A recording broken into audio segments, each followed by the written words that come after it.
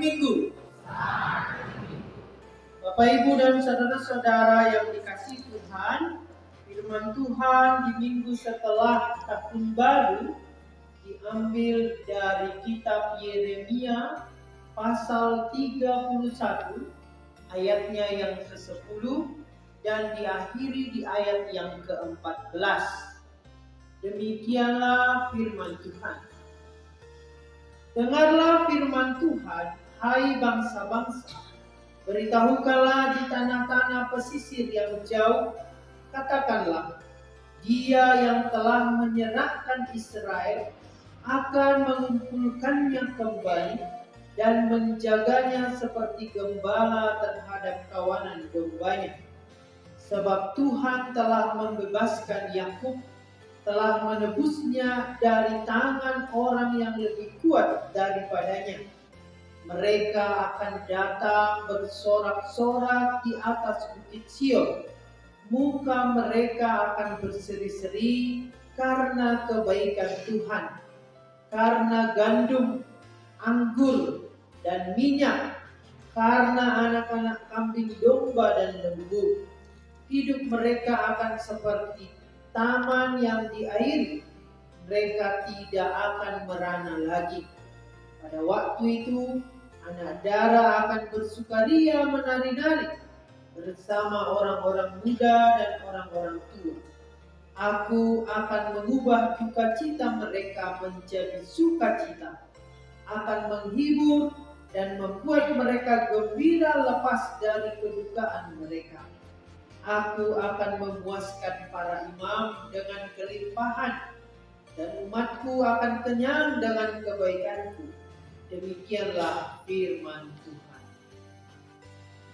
Bapak, Ibu, dan saudara-saudara yang dikasihi Tuhan Yesus Kristus, siapakah di antara kita yang tidak pernah berjanji?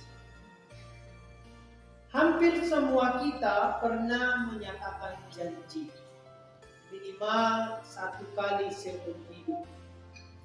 Misalnya pada waktu menyatakan iman atau pengakuan iman, itu berjanji.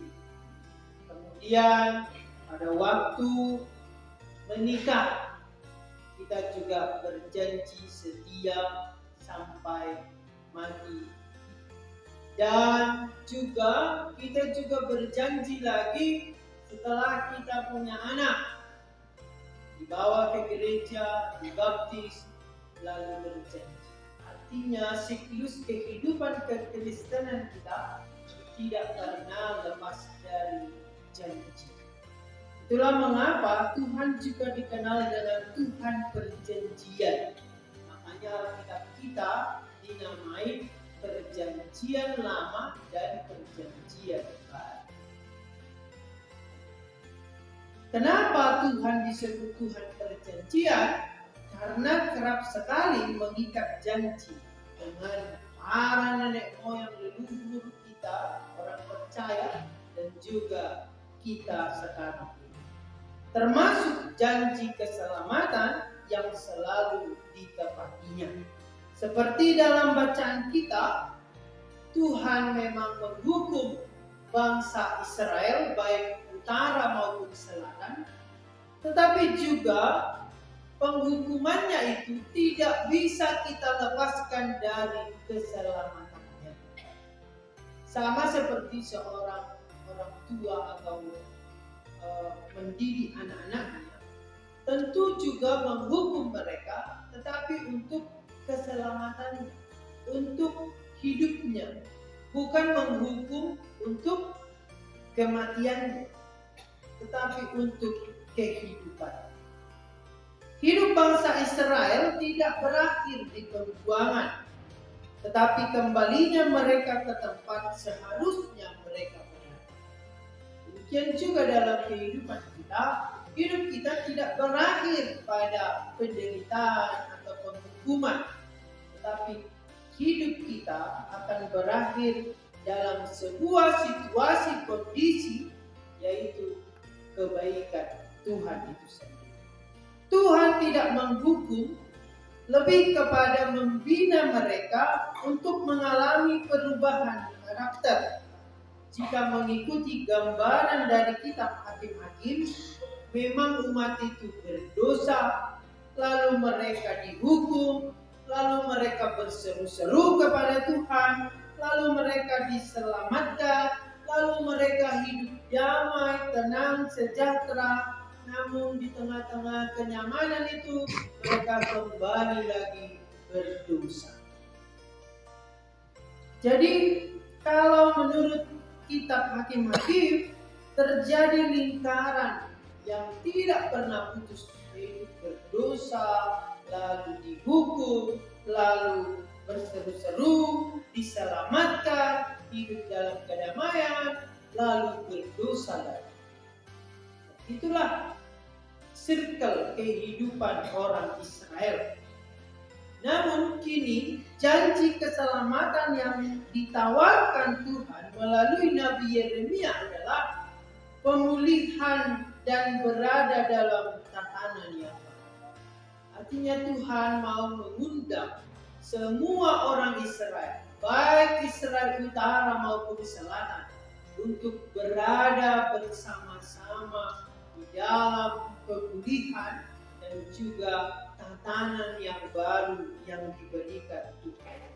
Tuhan disebut dalam bacaan kita akan seperti gembala yang tidak akan pernah meninggalkan, tetapi terus memelihara syamar atau selalu memperhatikan, watching dengan seksama bagaimana domba-domba. Mulai dari tumbuh kembangnya ia perhatikan dengan baik.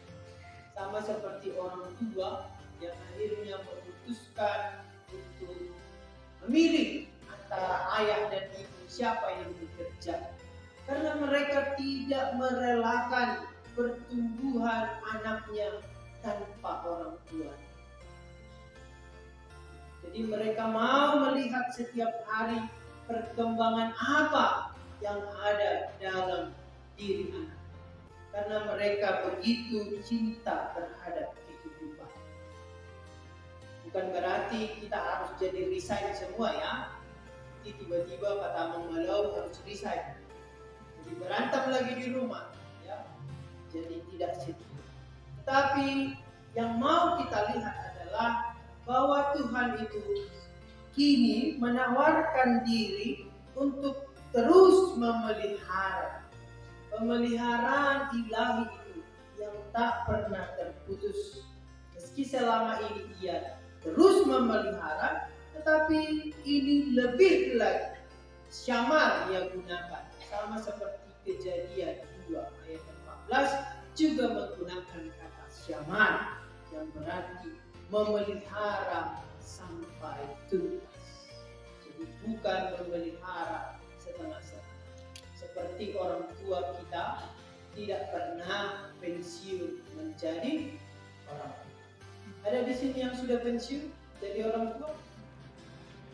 Sudah ada pun cucunya, nononya, nininya, tetaplah dia menjadi orang tua. Dan begitulah Tuhan kepada kita. Ia mengasihi kita, ia memelihara kita sampai tuntas. Ia adalah Tuhan yang awal dan yang akhir. Seperti dalam kitab Yohanes tadi, ada mulanya adalah firman. Dan firman itu bersama-sama dengan kita. Orang-orang telah mengalami kehilangan yang sangat besar yang melampaui kehidupan pribadi dan keluarga mereka, melampaui norma-norma agama dan masyarakat hingga budaya mereka. Dengan cara yang serupa namun berbeda, banyak kelompok dalam masyarakat kita juga merasa hancur oleh sistem dan struktur masyarakat saat ini yang merendahkan martabat kemanusiaan. Kita tahu sekarang ini viral, biarlah saya korupsi 276 triliun, 300 triliun, banyak tagar-tagar seperti itu. Toh juga saya rela di penjara 6 tahun. Jadi, ialah 271 triliun atau 276 triliun, lah itu udah bisa sampai keturunan ke-8. Tidak lagi ke-8 terjam, ya kan? Hanya di penjara 6 tahun. Anggap aja dia sedang kerja di Dubai selama 6 tahun. Itu pun bisa nanti dia membeli fasilitas di, ya kalian yang menjawab. Artinya bahwa kita juga mengalami hal yang demikian. Kita kecewa terhadap sistem struktur di negara kita yang ternyata selama ini kita dibina bukan dengan infrastruktur, tetapi sekaligus juga kita dikeruk tanpa kita sadar. Jadi begitulah orang Israel jatuh dalam keberdosaan, bahwa di tengah kenyamanan mereka, kerajaan mereka semakin jaya, lalu akhirnya mereka mulai bertindak tidak baik, tidak jujur, tidak adil. Maka Tuhan menghukum kedua bangsa, Israel Utara dan Israel Selatan. Dan kalau kita lihat bahwa yang terjadi juga adalah meminimalkan atau bahkan menyangkal budaya dan yang mengasingkan mereka dari tempat-tempat yang biasa mereka temui. Dan kalau kita melihat juga bahwa banyak orang kehilangan pekerjaan, rumah, keluarga, stabilitas keuangan, dan kesehatan, menjauhkan seseorang dari situasi yang nyaman dan mudah, serta dapat memaksa seseorang ke dalam situasi yang tidak nyaman, putus asa, dan kehilangan yang melemahkan. Kalau kita melihat dalam keadaan kehidupan kita, kalau ada orang yang sudah di PHK, maka ia akan malu datang ke gereja. Karena apa? Karena ada penghakiman sosial. Ternyata gereja itu juga bukan tempat ternyaman bagi kita diterima sebagaimana adanya. Tapi justru di gereja juga sudah mulai mengarah pada merendahkan martabat kemanusiaan. Bisa kita bayangkan bagaimana sekarang ini banyak gereja yang mengusahakan bahwa pendetanya harus belajar bahasa isyarat sambil berkhotbah. Karena banyak juga ada jemaatnya yang tidak bisa mendengar. Bagaimana dengan HKBP? Apakah sudah mempersiapkan ke sana? Jadi bagaimana supaya gereja itu sebenarnya katanya tahun lalu inklusif? Kita seolah-olah menerima ajaran yang lain, sementara dalam diri kita tidak inklusif. Bagaimana kalau ada anak yang disabilitas datang bergereja? Apakah kita menerimanya? Lalu bagaimana mereka akan mengikramkan pengakuan imannya? Apakah kita juga sampai memikirkan ke sana? Kita hanya penikmat gereja. Kita hanya menikmati peribadahan. Tapi kita melupakan bahwa gereja ini punya misi menjadi tempat yang nyaman bagi semua. Jangan sampai kalau sudah ada yang sakit baru kita pikirkan. Tapi marilah kita memikirkannya. Misalnya fasilitas umum saja sudah menyiapkan jalan untuk orang-orang yang tidak bisa melihat. Lalu bagaimana dengan gereja? Mungkin kita merasa nggak ada yang buta kok di HKBP Kedaton. Tapi bagaimana kalau ada suatu saat nanti? Apakah kita juga memikirkannya? Itulah mengapa kalau gereja Kedaton ini nanti mau membangun gerejanya atau merenovasi, baiklah memikirkan supaya bangunan itu juga inklusif, ramah terhadap anak, ramah terhadap orang dewasa, ramah bagi semua. Jadi mendengar seperti yang dialami oleh bangsa Israel, bahwa Allah tidak melupakan perjanjian pemeliharaannya bagi umatnya, adalah sebuah firman penghibur. Itu juga dengan kita semua mengalami keterpurukan kehidupan, kita diberi penghiburan yang sejati. Dan dalam terang budaya masa kini yang mengabaikan atau meremehkan tadi orang-orang yang disabilitas, bahkan meremehkan kaum perempuan, mereka yang mengandung dan yang melahirkan, sebagai orang-orang yang tidak layak untuk diperhatikan atau dihormati. Tetapi teks ini adalah pesan pemberdayaan. Firman Tuhan yang kita baca ini adalah sebuah teks yang menghibur tetapi juga memberdaya. Bagaimana keutuhan itu tercipta di dalam kehidupan sehari-hari.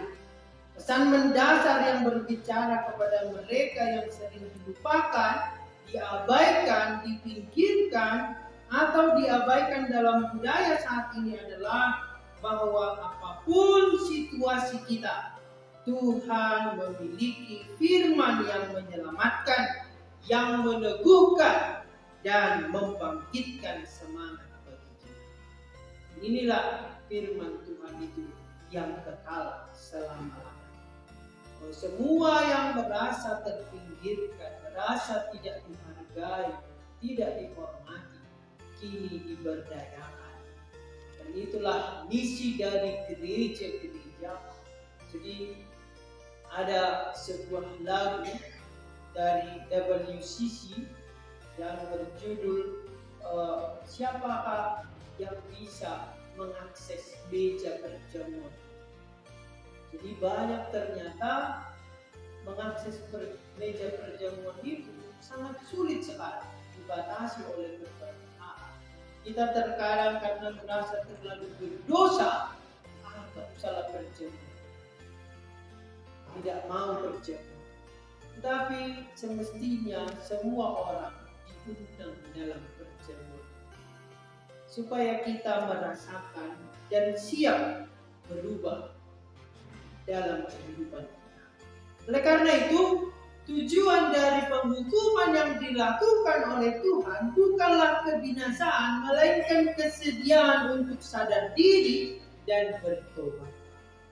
Jadi kalaupun ada jemaat kita yang kena Luhut Parmahanion dan Pamisawan atau BPD, siasat gereja, jangan kita justru menghalang-halangi mereka untuk datang ke gereja. Kau kan masih di PPO sendiri. Itu bukan di situ tempatnya. Atau ketika mereka datang pertaniangan, kita malah menggosip itu tidak dibutuhkan dalam kehidupan beriman. Sama seperti kalau ada orang yang baru itu muncul di gereja kita, jangan langsung mengatakan tumben gereja. Minggu depannya dia nggak datang lagi, karena kita sudah menghakimi. Padahal bisa saya di gereja selama ini sore atau di koga, kita nggak pernah bertemu dengan. Jadi sangat sulit sekarang menyatakan nggak pernah itu gereja, karena tidak mungkin, karena banyak ibadah di gereja itu. Masa tiap hari diawasi di CCTV, oh ini gereja, oh ini gereja. 2.000 orang, 3.000 orang yang gereja tiap minggu, habis juga lah waktu mengamati. Tetapi sisi positif dari pembuangan bangsa Israel ke Babel juga dimaknai dengan berlakunya Sabat untuk tanah. Jadi kalau kita melihat penghukuman itu tidak hanya untuk manusia, tetapi juga untuk tanah. Kalau kita baca dalam Alkitab kita tadi sudah jelas dikatakan bahwa mereka akan memiliki gandum, anggur, minyak, dan anak-anak kambing, domba, dan lembu. Hidup mereka akan seperti taman yang diairi, mereka tidak akan merana lagi. Ternyata penyertaan Tuhan dalam penghukumannya terhadap orang Israel juga mendatangkan berkat terhadap tanah. Karena tanah itu membutuhkan sabat, butuh beristirahat. Dalam Imamat 25 ayat 1 sampai 7 telah diaturkan bahwa tanah itu sendiri pun perlu istirahat. Dan orang Israel mengabaikan itu. Mereka terus mengusahakan tanah itu terus menerus. Tidak ada waktu istirahat untuk tanah itu. Sehingga mereka perlu dihukum supaya tanah ini menjadi memulihkan dirinya sendiri. Kalau di hata-bata, tarulang matan, jangan dibiarkan saja seperti itu supaya tanah itu memulihkan lagi diri. Coba sekarang kalau kita lihat pertanian, banyak orang mengeluh apa pun ditanam sekarang buahnya kecil-kecil, ini segala macam. Karena kita tidak pernah memberi sabat untuk tanah itu. Kalau bapakku atau orang tuaku karena petani, kami itu bertani, jadi ada di sebelah utara, itulah dulu dikerjakan. Ada di sebelah selatan, dianggurkan dulu. Jadi ganti-gantian, tidak semuanya porlak itu dikerjakan, tetapi diberi waktu untuk istirahat. Makanya dulu cabai kami, tomat kami adalah yang terbaik. Makanya kami bisa sekolah semua. Karena harganya juga lumayan, dia nggak tinggi oleh toke ya, dulu itu tengkulak.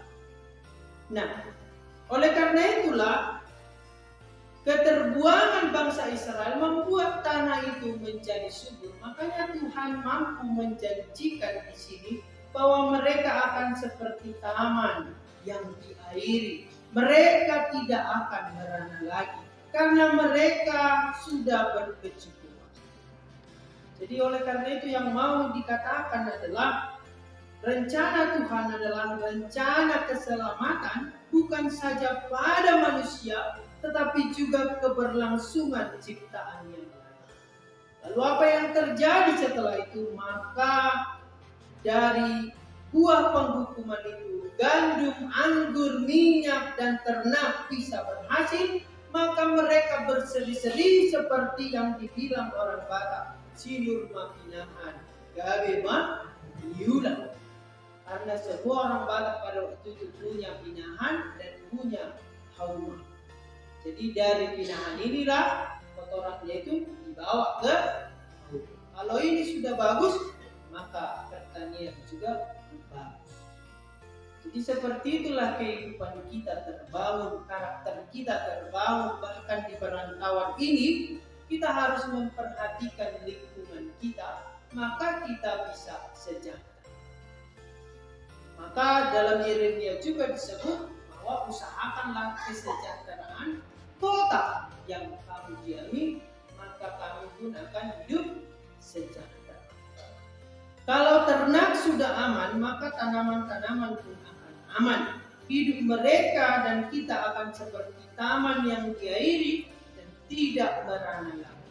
Maka terjadilah kehidupan yang shalom, kehidupan yang damai, hidup yang horas. Kalau dikatakan orang Batak, horas berarti semua pergumulan telah berakhir. Karena situasi horas adalah situasi yang semua sehat. Makanya kalau orang Batak bersin, apa yang disebut? Horas. Tapi itu sudah lupa sekarang, bersin orang pergi kau. Kan tidak lagi horas. Nah, dan ternyata setelah ditelusuri juga, setelah saya juga membaca-baca buku-buku tentang kebatakan, tujuan kehidupan orang Batak ternyata bukanlah Hamoraun Hagabe Masangapon itu, karena itu belakangan baru muncul setelah era-era 80-an, 60-an ketika Injil masuk. Itu baru terjadi atau setelah penjajah masuk ke Indonesia, baru orang Batak mengubah Hamoraun Hagabe Masangapon seperti God, Glory, and Gospel. Tetapi prinsipnya ternyata hidup yang horas. hidup yang penuh dengan sukacita, damai, kesehatan, berlimpah dalam kehidupan. Dengan janji keselamatan dari Tuhan ini akan membuat para imam hidup dalam kelimpahan. Para umat akan kenyang dengan kebaikan. Kelimpahan di sini bukan berarti menjadi air, misalnya air penuh lalu melimpah ruah, tumpah, mengalir lagi ke tempat yang lain. Itu maksudnya melimpah. Bukan berarti jadi berhenti sama kita. Bukan menabung sampai tingkat gunung Merapi. Bukan seperti itu. Tetapi melimpah artinya mengalir terus dan terus berkecukupan, pemeliharaan yang terus menerus. Tetapi kalau kita lihat dalam bacaan Batak ataupun terjemahan lama, kelimpahan di sini para imam bukan kekayaan para imam, tetapi kepada kelimpahannya dalam menyampaikan firman Tuhan. Jadi kelimpahan. Oleh karena itu Bapak Ibu dan saudara-saudara, kalau ada pendeta HKBP yang mau sekolah, kalian harus dukung. Tidak boleh hanya ngomong-ngomongan aja, didukung saja. Kalau ada pendeta KBP yang mau sekolah, langsung didoakan. Jangan malah ngapain sekolah. Tapi itulah yang akan menolong dia untuk berlimpah-limpah dalam pemberitaan firman. Dan para umat akan kenyang dengan kebaikan Tuhan. Kalau firman Tuhan itu secara melimpah-limpah diberitakan, maka umat akan merasakan semangat kehidupan dan ia akan kenyang dengan kebaikan Tuhan. Jadi antara imam pada waktu itu dan juga umat adalah satu kesatuan mutualisme yang tidak bisa terpisahkan. Kalau imamnya menderita, maka umatnya juga akan menderita. Itulah mengapa ada satu paduan di sini yang tidak dipisahkan oleh Yeremia. Dia tidak mengatakan dirinya karena dirinya adalah nabi, tetapi ia justru menekankan pada imam. Aku akan memuaskan para imam dengan kelimpahan dan umatku akan kenyang dengan kebaikan. Hal ini juga berkaitan dengan yang tadi sebelumnya. Kalau mereka sudah seperti taman yang diairi, mereka tidak merana lagi, maka mereka akan mempersembahkan kurban yang terbaik kepada para imam itu untuk disampaikan kepada Tuhan. Sehingga kalau para imam kan pada waktu itu juga mendapatkan bagian dari persembahan itu, maka mereka hidup dengan kelimpahan, artinya tidak berkekurangan. Coba kita lihat kalau pendeta HKBP banyak yang busuk lapar ya. Artinya perutnya buncit, badannya kurus. Lebih kecacingan sebenarnya. Kenapa bisa seperti itu? Ya. Karena banyak juga ternyata yang cemburu dengan para pendeta. Ngapain pendeta hebat-hebat? Kita yang perlu hebat-hebat. Jadi seolah-olah ada keiri hatian yang tidak terselesaikan. Padahal kalau para imam itu memang sudah ditugaskan seperti itu. Jadi mereka dari mana lagi kehidupannya? Dari para umatnya yang berbaik hati. Ya kan? Ya, kalau kami pun nanti misalnya jual rongsok, protes juga kalian kan? Siapa ini gak cukup apa balaconya. Padahal kalau kalian misalnya tambah rumahnya, tambah mobilnya, kalian panggil kami mendoakan dan mensyukurinya kan? Kami cemburu kan? Enggak kan? Coba kalau kami bangun rumah, apa yang kalian bilang? Dari mana lampunya? Bisa bangun rumah. Artinya rezeki kami kalian hitung-hitung. Rezeki kalian kami syukuri. Kami malah mendoakan rumah yang baru, Tuhan berkati dan segala macam. Tapi kok kalau kami yang tambah, yang di sini langsung protes. Sama seperti kemarin Inang Sibarani beli mobil. Kok bisa Inang itu beli mobil? Kok diurusi? Maksudnya kita kan sama-sama diberkati ya. Maksudnya kita sama-sama bersyukur. Bersyukurlah kalau pendeta kalian juga mampu menjalani hidup dengan baik. Dan bahkan dalam hadirat. Kita juga bersyukur akibat sentralisasi ini sekarang tidak ada lagi pendeta atau anak-anaknya yang putus sekolah karena mereka sudah bisa mengajukan pinjaman ke Bank BRI. Potong atas. Jadi tidak lagi seperti dulu sampai harus berjibaku mengusahakan lagi bagaimana supaya ada untuk biaya sekolah. Jadi disinilah kita harus mensyukuri. Jadi kita harus mendukung sepenuhnya sentralisasi ini. Kalau kehidupan pendeta HKBP sudah sejahtera, berarti jemaatnya juga sejahtera. Tapi kalau kita melihat, bolak kita hidup orang, kami semua cikor, sampai dunia berakhir masih korang. Artinya terus dalam diri.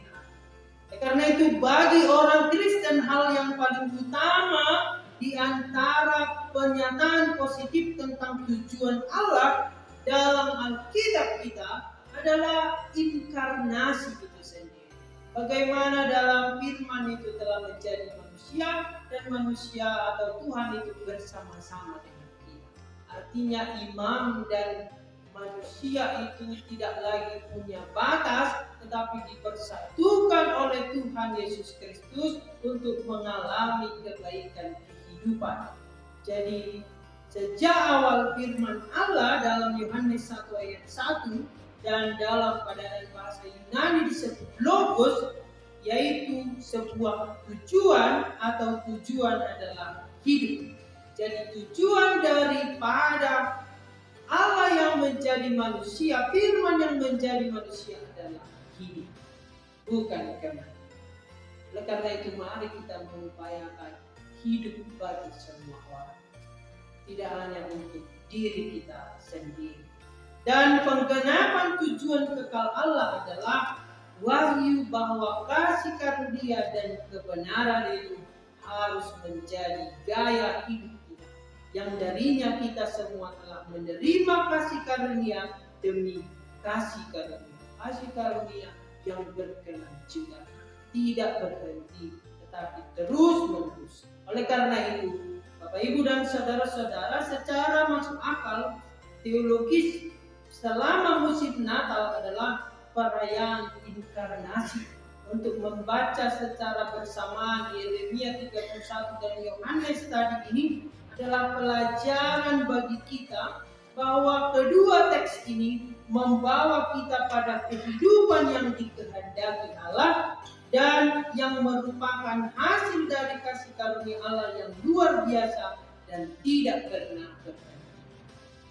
Dan kitab Yeremia ini ditulis untuk orang-orang yang dibuang pada zamannya. Namun nubuat ini juga ditulis untuk orang-orang yang terbuang pada masa kini. Di masa yang akan datang juga akan banyak orang yang merasa terbuang. Apapun yang telah memecah belah, memisahkan Israel Utara dan Israel Selatan, umat Allah, dalam bacaan kita disebut bahwa Tuhan akan menyelamatkan Yakub, membebaskan Yakub. Berarti Israel secara keseluruhan tidak memisahkan lagi utara dan selatan, tetapi sepenuhnya. Makanya Tuhan Yesus tidak pernah membenci orang Samaria meski dia adalah orang selatan. Bagaimana dengan kita orang Batak? Ya, orang Batak dari Samosir, dari Sangku, apakah masih mendiskriminasi satu sama lain? Saya punya itu orang Samosir kan sudah menikah dengan orang Belige yang pertama, yang kedua dengan orang Belum Sanggu. Nanti yang ketiga ini itu juga mau menikah dengan orang Belum Sanggu. Tidak ada sama orang Samosir, cuma aku yang sama orang Samosir. Apakah kita masih melihat itu? Gak usah kau menikah sama orang Samosir, pelit-pelit itu. susah nanti kehidupan. Kenapa orang Samosir pelit?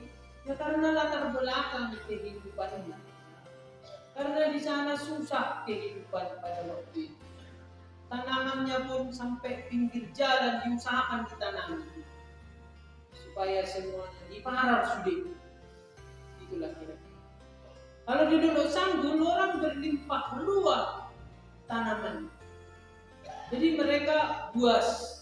Meski pada kenyataannya unik juga. Artinya semua suku itu bukan kita hakimi, tetapi kita pelajari mengapa mereka seperti ini. Apa latar belakang. Tapi kalau sekarang saya lihat sudah berlebur ya. Sudah bebas kita mengalahkan bohong, melawan mana bisa. Bahkan orang luar sekalipun, orang timur, orang dari utara, selatan, semua sudah bisa menjadi keluarga. Oleh karena itu apapun yang telah memecah belah kita, atau seperti yang dikatakan oleh kaum Company, divide et impera itu, memisah-misahkan, jangan lagi kita hidup, kita sudah satu dunia, kita sama semua. Jangan lagi ada di antara kita mengatakan, melakukan parsamosi. Jadi merasa merendahkan parsamosi.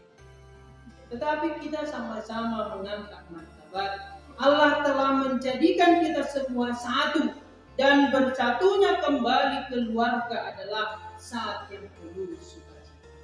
Ketika Israel Utara dan Selatan akhirnya bersatu, maka mereka akan hidup dengan penuh sukacita. Itulah yang diharapkan oleh Tuhan juga dari kita, supaya kita juga bersatu. Di dalam Kristus kita memiliki janji dan kesempatan untuk bersatu dengan seluruh umat Allah. Dan pada saat ini kita diundang untuk bergabung dalam perayaan persatuan dan kehidupan melalui janji keselamatan dari Allah yang ditawarkan kepada kita di dalam Kristus. Ingatlah Bapak Ibu dan saudara-saudara bahwa tujuan hidup kita adalah hidup dalam sukacita. Tujuan akhir hidup kita adalah kegirangan ketika kita bersama-sama di rumah Tuhan. Hidup yang kita jalani berlimpah kasih karunia Tuhan. Oleh karena itu, turutlah dalam keselamatan yang telah Tuhan nyatakan. Jangan malah kita hidup dalam keputusasaan, penyesalan yang membuat kita justru terbuang. Tetapi hari ini kita diundang semuanya untuk turut dalam keselamatan Tuhan. Tuhan telah menebus kita sehingga hidup kita tidak sama lagi. Jadi harus ada bedanya hidup yang ditebus dengan hidup yang tidak ditebus. Kita adalah rahmat yang selalu diupayakan melakukan kehendak Tuhan. Kita harus mengakui diri kita ini adalah rahmat Tuhan. Karena itu kita harus melakukan apa yang dikehendaki oleh Tuhan. Jadi tadama kita sudah nabi maka kita selalu mengusahakan kehidupan bagi orang lain dan seluruh ciptaan. Tuhan mengasihi kita secara holistik, bukan hanya manusia, tapi juga seluruh ciptaan, agar keberlangsungan berlimpah-limpah kita dalam kehidupan. Berlimpah-limpah adalah kelanggengan dari ciptaan. Jadi jangan menganggap berlimpah-limpah adalah untuk diri sendiri, tapi berlimpah-limpah adalah saya sudah cukup, maka saya membagikan bagi Tuhan. Amin. Tuhan menolong. Pulanglah dengan sejahtera dan terimalah berkat dari Tuhan.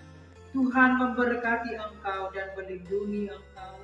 Tuhan menyinari engkau dengan wajah-Nya dan memberi engkau kasih karunia. Tuhan menghadapkan wajah-Nya kepadamu dan memberi engkau damai sejahtera.